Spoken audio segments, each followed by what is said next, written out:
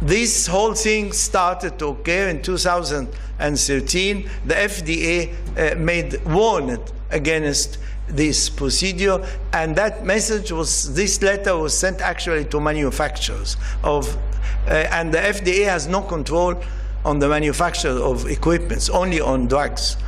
And many people resisted this and said that this is not the job of FDA, and they are preventing improvement in science and interfering in something and development. Anyway, that was not a very important thing. Let us go to the scientific.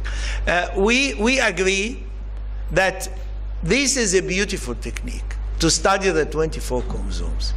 It needs a breakthrough which assures us that this procedure really works, because this procedure is extremely expensive. And if we have evidence that's work, then we can look for how can we reduce the cost of this procedure to let our patient have a better pregnancy rate, and everybody will be happy. But so far, PGS using the 24 chromosome, there is no consensus on this issue. And the array comparative genome hybridization, or the next generation sequencing, which gives you results in a shorter period, both techniques are good. Both techniques works very well in diagnosis and choosing the right embryos. But does this improve the pregnancy rate? This is the most important question.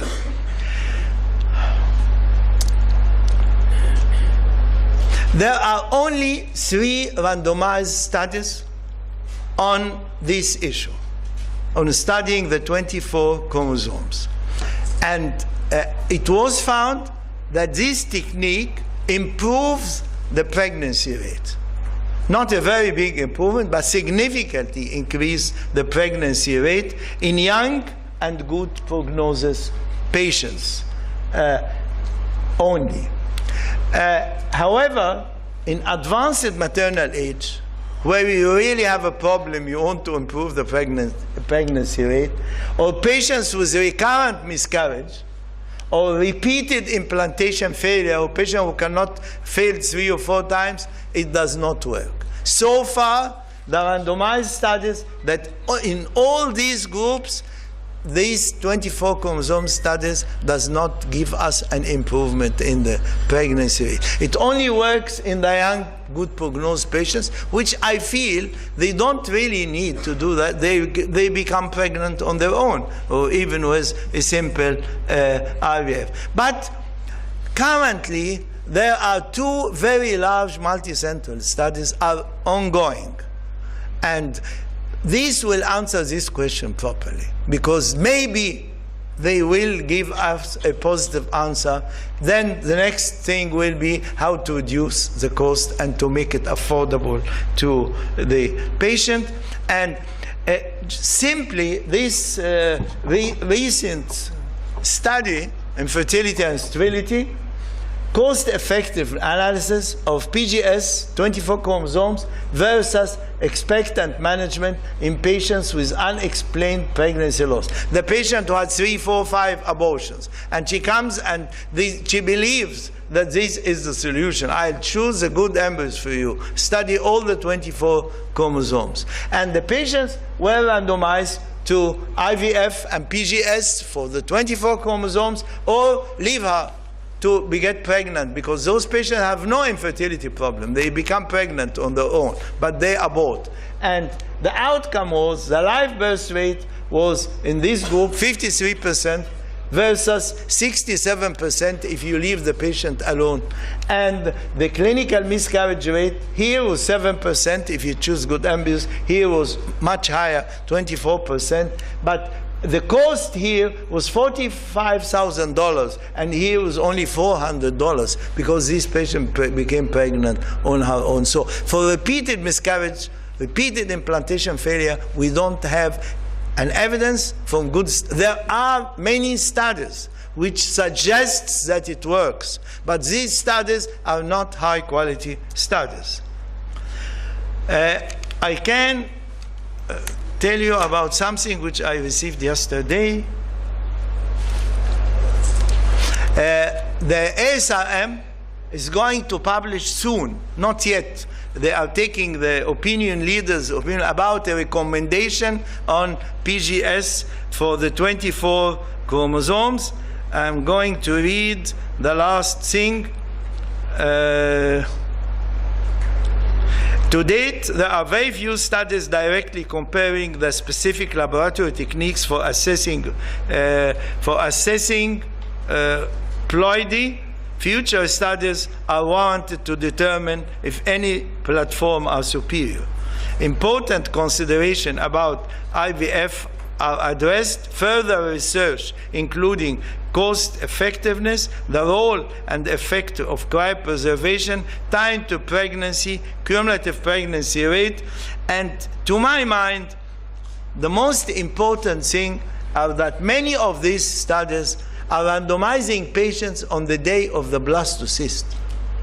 The randomization should be from the first day of stimulation to have the results, because many patients do not reach blastocyst, and many embryos do not reach blastocyst. So, Sue, I'm sorry, but I know you will say the opposite in a few minutes. But anyway, conclusions. It is important that all infertility specialists following evidence-based medicine. High-quality research is required in gray areas where there is no clear evidence available. All new infertility techniques, particularly the very expensive ones, should be evaluated completely before being used in clinical practice. Studying the 24 chromosomes by the NGS technique is a fantastic introduction to medicine. We need more research for this technology to confirm its value used by randomized studies to reduce the expenses. Currently, Dr. Ragat Mansour is doing this in our laboratory with this equipment for the basis of research, and I thank you very much.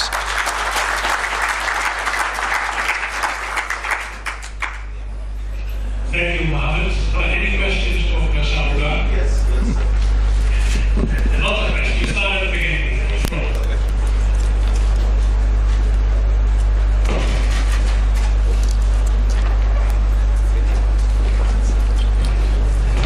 Thank you, Professor Mohamed, for this excellent presentation, telling us how much of things we are doing really has no basis whatsoever. I think this is a very important message for all attendants here. I have just a couple of comments on this excellent presentation. First one about IUI. That I referred to hand. I think there was a prospective study in 17 centers in the Netherlands about the use of IUI versus 3 natural cycles versus 1 stimulated cycle, and follow-up for the patient for 1 year. And the outcome is that were 3 arms studied from prospective multi-centric in 17 centers. And the outcome was largely similar in the 3 groups. So I think in a country like ours, where we have limited resources, I think we have to think about IUI as well in unexplained infertility and mild to moderate cases of male infertility. That's one point. The other point, I fully agree with you about endometriosis and endometriosis, and indeed assessment of AMH before embarking on any surgery is extremely important. But certainly, we have to put into consideration the symptoms of the patients when they have large endometrioma, and also the risk of infection. And you and I have witnessed many cases where we have infection after being IVF for this patient. Some of these patients rarely, some of them not. Thank you very much for this. Thank you, Professor Sow, for an excellent comments. Concerning the second point, of course, if the patient is symptomatizing pain, etc., she should have treatment. But I was just mentioning infertility, not other symptoms. Concerning the first study, well, this study it is a Dutch study. It is a problematic study because it took 10 years. They could not really randomize patient. I think it's she, مش كده ولا ايه? Evers, it is a lady, isn't she? What they did was they studied how many treatments they could give in a year. Yeah. And of course you can give virtual IUI treatments, but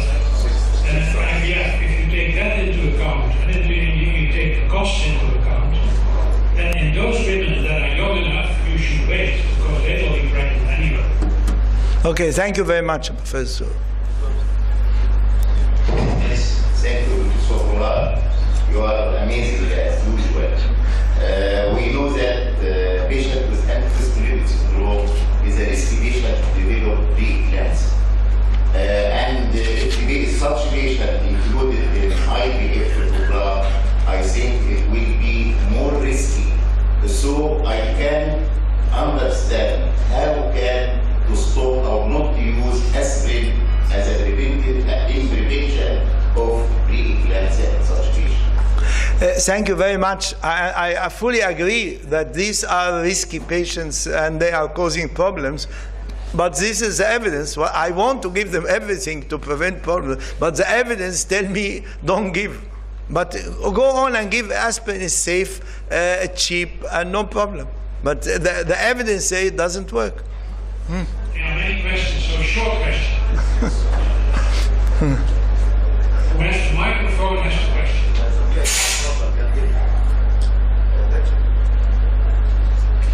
Thank you, Mr. Aboulghar. But I'm using practice, and I think that sometimes the evidence came here. I'm not so.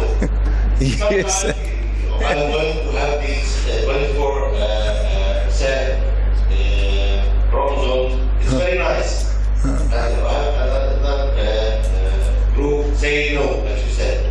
I've just been from Laura and they have 10 day 5 blastocysts, and you have one aneuploidy, or two aneuploidy, and the rest is unclassified. I'm fully agree with Professor Aboulghar what he said. Just put the evidence and let the people decide. This, if you want to follow the evidence, I don't jump from the defendant you said before. I need the evidence to say that I'm heard or not. I'm not going to forget the evidence. We can't stop to get support. We are all giving to get support to our patients. And we don't have the courage to have the single transfer in my country and in many other countries. Using the evidence, I can't say to my patient, I just very close to the evidence, just to have the best result. And that's it. Because there are many multifactorial things, the uterus, not the evidence. We start with the evidence and we forget the uterus and forget other factors. This is not what. Well, thank you very much, Dr. Wala, but I leave Hans to answer this question because it's an evidence-based question. Yeah. I will answer that tomorrow in my second lecture. Okay. I think, and that's what I really have to warn, I think the Middle East is a special place. Yes. I will show you tomorrow why. But there is something going on here.